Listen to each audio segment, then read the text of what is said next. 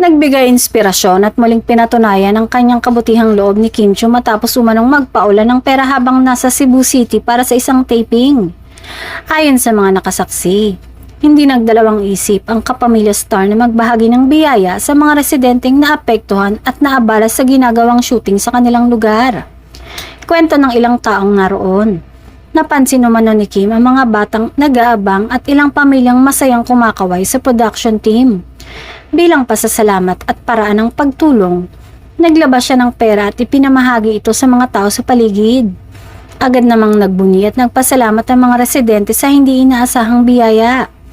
Hindi ito isang publicity stunt o eksenang bahagi ng proyekto kundi kusa umanong ginawa ng aktres.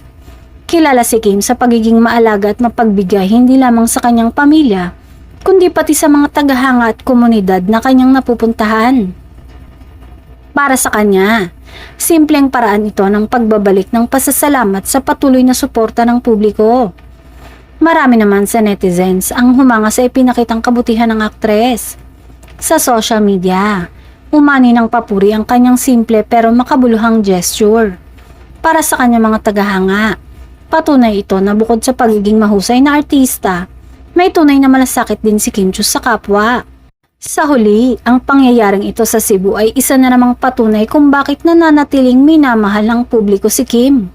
Sa bawat proyekto at paglalakbay niya, dala niya hindi lamang ang kanyang talento, kundi pati ang pusong handang magbahagi at tumulong sa nangangailangan.